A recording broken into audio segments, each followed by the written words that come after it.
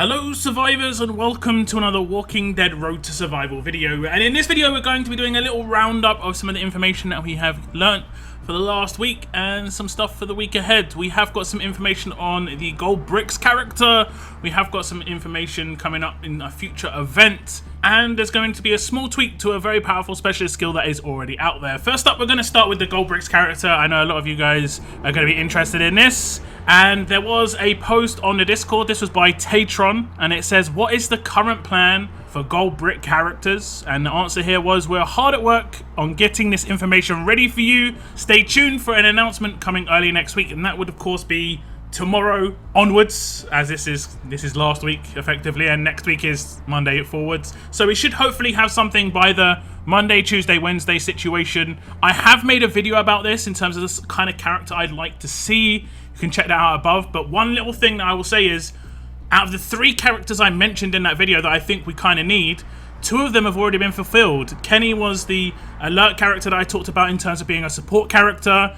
And then we have Franklin as being the damage dealing strong character. And the last character in there that I was talking about was a fast healing type character. So kind of like an S-class Kate. Yes, please. Yes, please. We'll have to wait and see the info that the announcement itself actually gives out. It could just say that we're expecting to get a Gold Bricks character by the end of August or something like this, but it might give more detailed information. So be ready, guys. Be ready for some more info on the Gold Bricks character coming early this week. There is also going to be a tweak coming to the specialist skill Waste Not. Currently is when this specialist kills an enemy with an attack or adrenaline rush, any excess damage is dealt to one adjacent target. However, how it's going to work going forward is going to change. Walker Texas Ranger put on the Discord some information about this. He said, how does Waste Not work? The answer is, when this specialist kills an enemy with an attack or adrenaline rush, any excess damage is dealt to one adjacent target. That is how it works in game.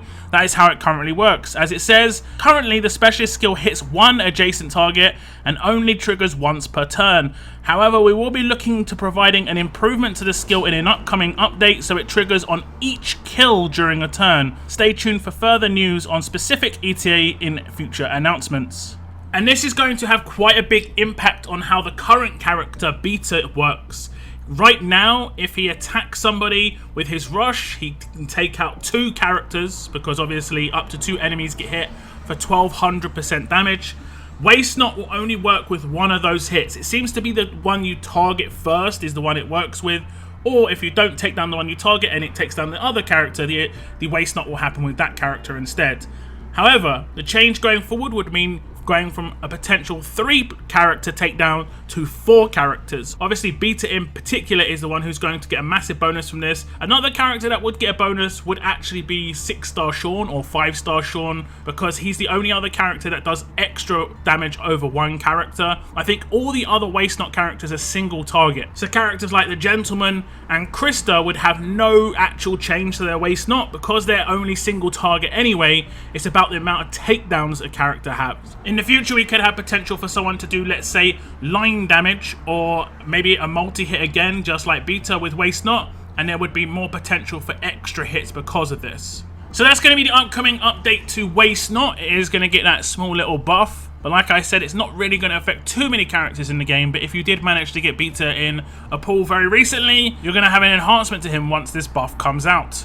And this is where we move on to the calendar for the upcoming week. As you can see, we have got the Total War event ongoing. This is the last week of Total War. The cross-region war at the end of the week is your last possible chance to complete these missions, as it does finish on Monday the 17th of August, and that is obviously to make it so you have 24 extra hours to claim any rewards from the stash, because the stash will end there as well. Make sure you claim from that stash. If you finish it, it resets, so just make sure you claim as many as you can. There's a lot of good stuff in there. The 5th anniversary event is obviously going to be ongoing. It'll be just finishing the 2nd week of the anniversary event. But we also have this new event starting up, which is the Whisperer War, and we did talk about this on my stream quite a bit. A lot of people had some good ideas.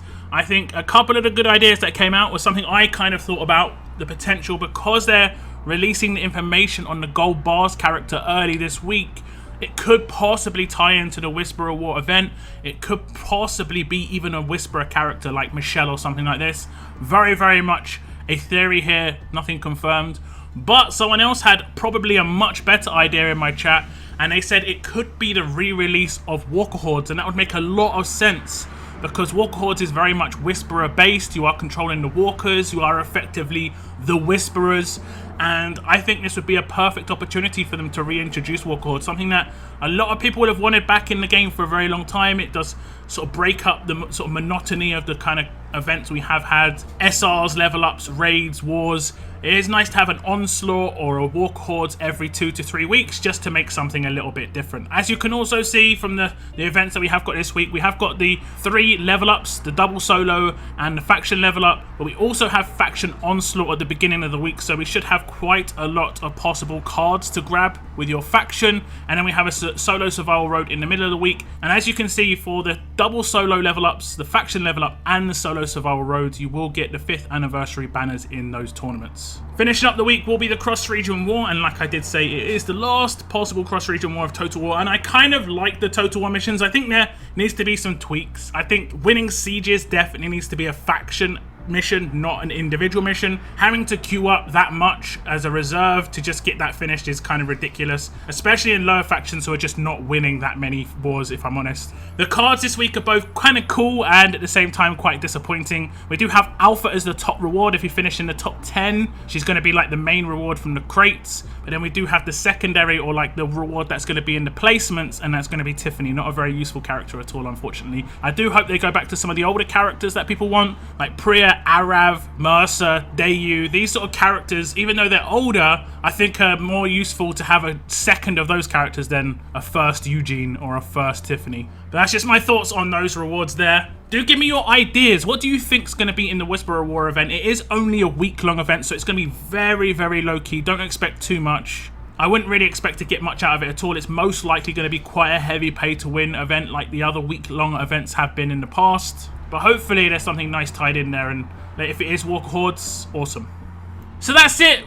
So that's it on the information we've learnt this week and some potential stuff that's going to be happening next week.